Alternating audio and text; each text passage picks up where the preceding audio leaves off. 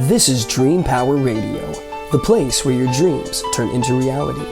Here is your host, Debbie Spector-Weissman. Hello, and welcome to Dream Power Radio on the amazing Women and Men of Power Network, the world's leading positive programming network, powered by Raven International.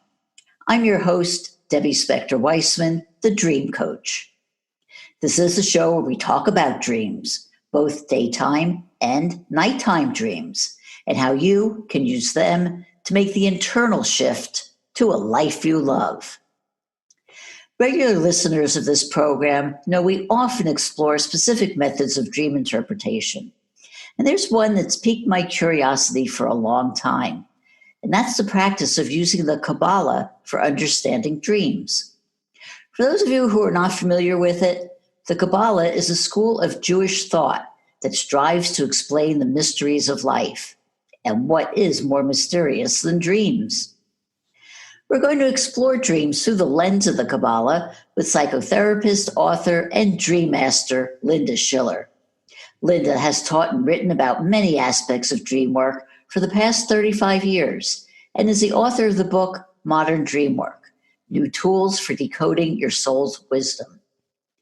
Welcome to Dream Power Radio, Linda. Thank you, Debbie. Good to be here. Well, Linda, in case you can't tell from my name, I'm Jewish. But I have to be honest, I'm not that well-versed in the tradition of dream work and Judaism. I mean, I remember Joseph talking about dreams with the Pharaoh, but that's really about it as far as I know.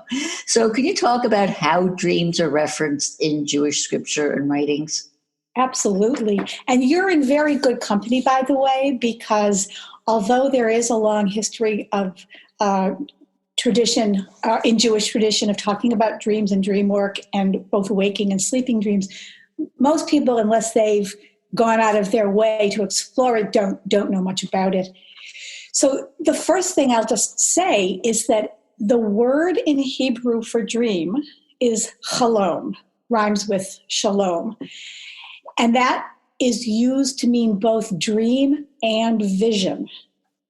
So in the Torah, the holy book in Jewish tradition, if you see in Hebrew the word halom, it might be talking about a nighttime dream, or it might be talking about a daytime vision.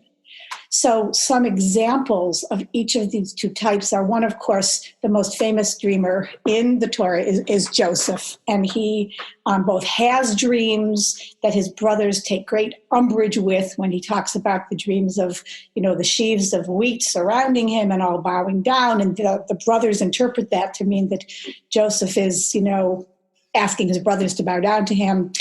But then later on, Joseph has his get out of jail free card, so to speak, by interpreting the dreams of I think it's the baker and the candle maker, baker and somebody in prison. And he correctly interprets who will live and who will die according to their dreams.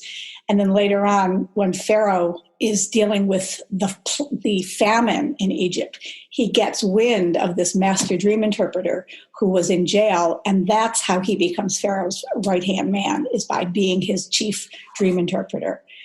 So the Joseph story is rife with dreams and dream interpretation. In the story of Yaakov going up to the mountaintop, he has to leave Canaan because he and Esau had a big falling out, and he's worried. His mother says, "You better get out of town. Your brother might come after you." So he goes, and in his journey, he goes to the top of the mountain, and there he has his famous dream of the angels going up and down the ladder, if you remember that from the story. And in that, he sort of gets his other calling, if you will, to realize sort of as above, so below, and that heaven and earth are connected. And that's one of the interpretations of the angels going up and down the ladder. So these are two examples of nighttime dreams where the word halom is used. Daytime visions, which are dream-like, which we might call waking dreams, would include things like Moses at the burning bush. He was wide awake when he encountered the image or vision of God speaking to him at the burning bush. That was also a chalom, or a vision. And later on in the prophets, in Isaiah's having visions all the time of things that he's wide awake, but they're called chalom. So there's a couple of examples of how the word is used in Tanakh for dream, sleeping dream, and waking dream. Yeah, I find it kind of interesting because, I went to Hebrew day school when I was a kid, and learned all the stories in the Torah and everything. But I never really did get that sense of dreams being that important, or even referencing how they may be important to us today. It took me many, many, many years to come to that realization. Mm-hmm. And certainly not something I learned from the religion. So I'm wondering why, I guess in modern times, I would say that there's been a de-emphasis in this, in the kind of religious trainings. The whole idea of our internal world having messages for our external world is something that most, if not all, mystical traditions and indigenous religions raise up to a high priority. And in our modern world, that is not raised to a high priority. We live in a sort of Western, linear, head-centered world where attention is more paid to linear left brain thinking of things that can be proven, that have cause and effect. And the whole world of the intuition and the whole world of connecting in what a lot of traditions call an uncanny way, or a nonlinear way, with sources of knowledge, are only in the last couple of decades getting more and more attention in the world, because for a long time they were dismissed as not as valuable or not as important. But I think both in Jewish tradition and Kaballah, which goes back centuries, as well as in many other mystical traditions connected with other religious groups, there is more and more interest and emphasis in the last couple of decades. And I've heard tell that the mystical traditions of most religious disciplines actually often have more in common with each other than they might have with their parent religion. So Kaballah and Sufism, which is the mystical tradition from Islam, and Gnosticism, which is the mystical tradition in Christianity, often have more things in common with each other than they might have with some aspects of their parent religion. And just as sort of an aside, but relevant to dream work, Jung knew this, because Carl Jung, one of the granddaddies of dream work, based much of his writing and teaching and knowledge on both the Kaballah and Gnosticism and a Chinese mystical tradition called the Golden Flower, all of which share a lot of similar thoughts and ideas. Yeah, and the interesting thing is that, the mysticism of the Kabbalah, for instance, as we're talking about that, placed such an importance on our dreams. Part of what, two things. One is if we look at the Talmud, which is the accompanying book to the Torah, which explains in detail many of the laws and teachings, one of the things the Talmud has to say about dreams is that dreams are 1/60th prophecy. So embedded in every dream is some element of prophetic thinking, which our prophets often would tune into to help them lead and guide the people in ancient times. So embedded in the idea of dream work in Jewish and in Kabbalistic thinking is that we actually have the ability to see around the corner of time and space.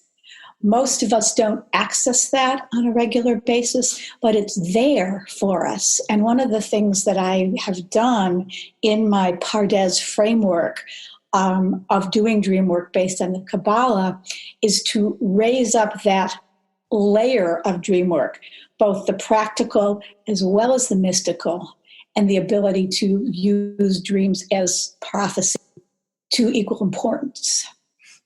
And it's my understanding, and correct me if I'm wrong about this, is that the Kaballah says that when we sleep, our soul is the part that leaves our body, and that it receives images and these prophetic things that you're talking about through our dreams. It's reflected in our dreams. Is this correct? That's right. In Jewish teaching, there are 5 levels of the soul, and they each have a different name in Hebrew. And an interesting sort of fun fact is that the reason why we're advised never to wake up a sleeper suddenly is because when we sleep, our dream soul, or that part of ourself, leaves our body, has an out-of-body experience, if you will, but remains connected to our physical body by a thin silver thread. And if you wake up the dreamer too suddenly, you risk that this thread might become severed and the soul wouldn't find its way back to its body again. So that's why we're taught to wake a sleeper gently so the soul can re-enter the body and come back to waking life. Are all dreams meant for spiritual growth? What one of my teachers, Jeremy Taylor, said is that all dreams come to teach us something we don't already know. We also know that all dreams come to help us remember something that part of us knows but has forgotten or isn't yet conscious. And these teachings can come at many different levels. This might be an opportunity in terms of answering your question to talk about what is this Pardes method of dream work, because the answer is yes, all dreams have a spiritual component to them. We may or may not always discover that spiritual component in our dream work, and it may or may not be important to us at the moment, depending on what we're using our dreams for and what questions we're hoping to answer in our life by paying attention to our dreams. So we were speaking about the Kaballah and dreams with Linda Schiller, and we'll be right back. Everybody has a dark side. What lies within yours? Join Darkwood Tarot author and head witch in charge, Sasha Graham, for a very special virtual tarot masterclass, Illuminating the Shadow. This live, full-day experiential workshop will guide you to break out of your tarot comfort zone and harness the latent power that resides within your innermost self. Register now to experience all the fun and wisdom. Go to tarotpalooza.com. That's TAROTPALOOZA.com. Welcome back to Dream Power Radio with your host, Debbie Spector-Weissman. Yes, welcome back to Dream Power Radio. I'm your host, Debbie Spector-Weissman, and we're speaking about Kaballah and dream work with Linda Schiller. Linda, you have a method of teaching understanding dreams based on the Kaballah way of reading the Torah. Can you explain what that is and what makes it different from other ways of dream interpretation? The method that I have designed is called the Pardes method, and in English that would be spelled Pardes. And what that word means, there are multiple layers of meaning in the word. The word itself, the Hebrew word Pardes, means orchard. It's simply a translation of the word orchard. The allegory of the word is that orchard is referring to the Garden of Eden. So when we read Tanakh, there is also an anagram in the word of the P, R, D, and S, which corresponds with the 4 layers that we read the Tanakh, the Holy Book. So the P stands for the word in Hebrew pshat, which means the simple layer. So if you're doing dream work, and what I did is I took this method of reading Torah and applied it to understanding our dreams. So the P, or the pshat, or simple method, is you're simply reading the words if you're reading Tanakh.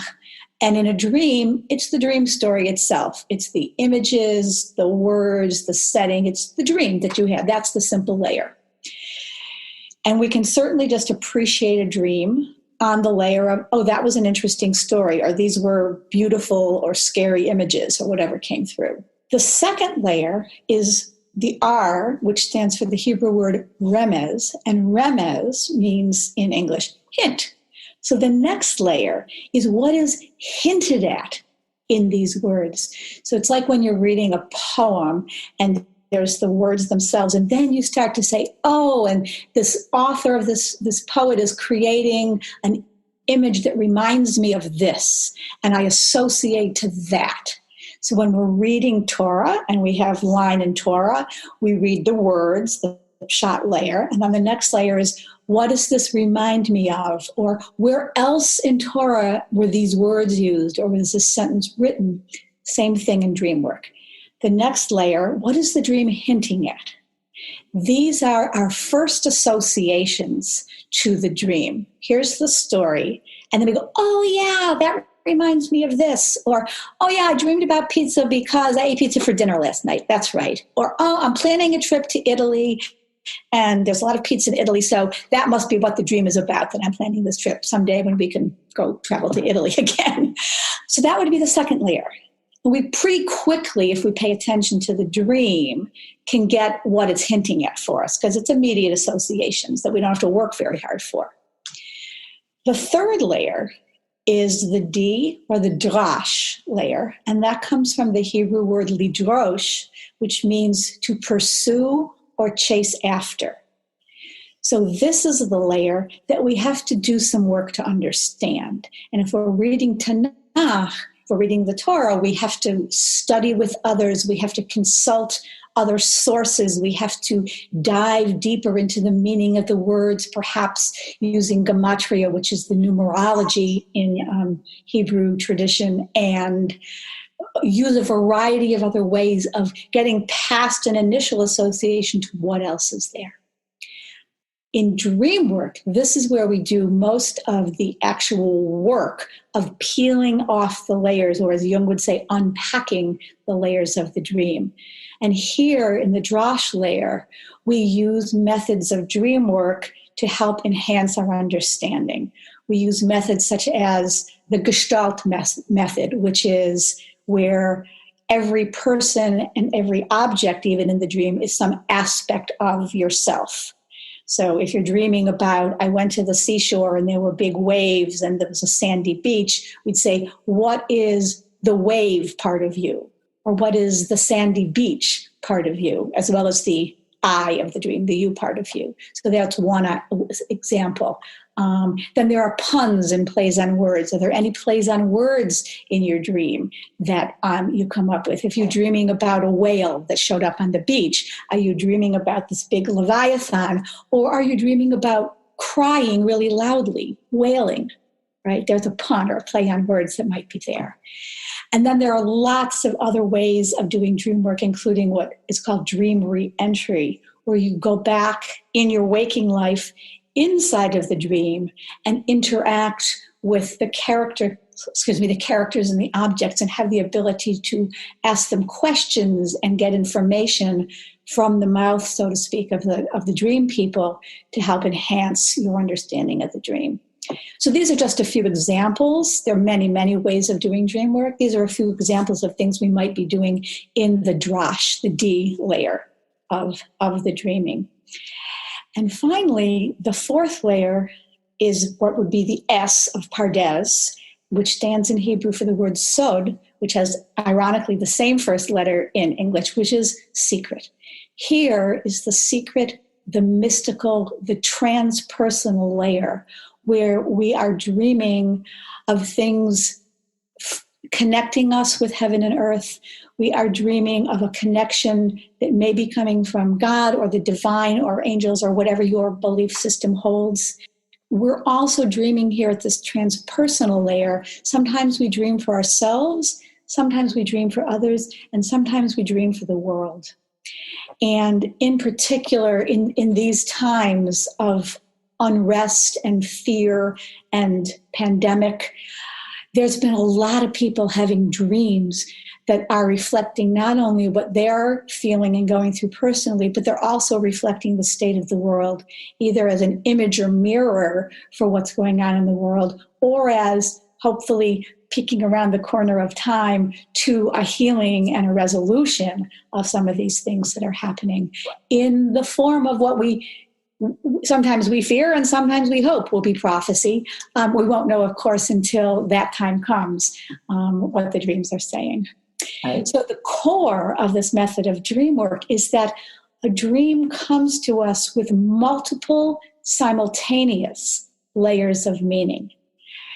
We don't always get all the way through all 4 layers of understanding a dream, but we don't always need to. We might not always want to. We might just want our first hit, or we might want just the mystical and the transpersonal meaning to ease our soul. But the idea is there are multiple layers of meaning that are true in each dream that we have. So it's not that a dream means just one thing or just another thing. It can mean this and this and this at the same time. Absolutely. It seems like it's a very comprehensive method of understanding a dream. And one of the things that I've learned is that once you have a dream, it doesn't mean that, you take the time to sit down, write about it and understand it. And then, when you have that aha moment, you just go and run with it. A dream can live on. And if you go back to a dream you had a year ago or even 5 years ago and look at it, it could take on new meaning. Do you use this system to do that kind of re-entry into a dream? Yes. What you're saying is true. Sometimes we have dreams that are reoccurring dreams. So we keep revisiting the same idea or theme or place over and over again. And sometimes we have dreams that are simply very memorable. So we remember them for days, weeks, months, even years later. And then what, of course, I would encourage anyone who's interested in dream work to do is if we keep a journal, we can go back and see our own history of dreaming. And we have a compendium then of the dreams that we can compare and contrast and see the changes over time in the dreams and in the themes, which then give us insight to ourselves and our personal work and our transpersonal work. So it's very, very useful if we're paying attention to our dreams to really keep that record so we can go back when and if we need to, or simply want to make progress and put some pieces together. Well, I first got my own little brief introduction to Kaballah and dream work a couple of years ago at International Association for the Study of Dreams conference. Somebody was doing a seminar on it. And one of the things that the dream worker had us do was to repeat the dream multiple times. Mm-hmm. And each time write down our reflections about it to the point where, the initial reflections the first time were totally different from what they were when, we heard the dream the 6th time. Does this come into your method? Yes. And there's 2 ways to practice. We know that sort of practice makes perfect, so to speak. So when we review something and we view it over and over again, in any line of a study or inquiry, we find new knowledge and new information. So repeating to ourselves the dream over and over is a wonderful exercise that you can do on your own. And a variation on that is when you're working with a group of people in a dream circle. You get to have other people's perspectives on your dream that may resonate for you as well. And you get an aha from someone else's association to your dream that you wouldn't have gotten had you been sort of left to your own devices. And in addition to that, everyone in the group can have an aha on everyone else's dream. Because I might have an association to your dream that has meaning for me that I wouldn't have received had I not heard you share your dream. Exactly. That's the beauty of working with dream circles, is that one person's dream is everyone's dream. And you get that extra bit of knowledge that we may not have known we needed until we sat in that group and actually heard it. It's like, yes, this is a message I need to receive also. I have a question about the Kaballah. Does it differentiate between good dreams and bad dreams? It's a really interesting question. The answer is yes, actually. And Philo, I think if I'm pronouncing his name right, Philo, from the time of Aristotle and Socrates, one of the philosophers, a Jewish philosopher, talked about how there are three sources for dreams. One is from ourself, one is from the heavens or the divine, and one is from what is called in Hebrew the Yetzer Hara, or the evil side. So there is some attention to angels, demons, forces of light, forces of darkness in Jewish tradition, both in sort of Western tradition a little bit, in the Ashkenazi tradition, but even more in the Eastern or the Sephardic tradition. There's a lot of conversation and writing about balancing these forces of light and dark, how to protect ourselves both in waking life and sleeping life from the darker side, the Yetzer Hara. Yeah, when we talked about getting ready to do this conversation, there's something you mentioned that I thought was really fascinating, and I'd like you to go into this a little bit. You said that there's a relationship to dream work with the white spaces between the black letters in the Torah. So can you explain what that's all about? Sure. So if you ever look at a Torah scroll, it's a piece of parchment, and it's calligraphied, and it's handwritten, and it takes years and years for a specially trained scribe to write out the calligraphy of the Torah scroll, because there can't be any mistakes. So you have to be very, very careful.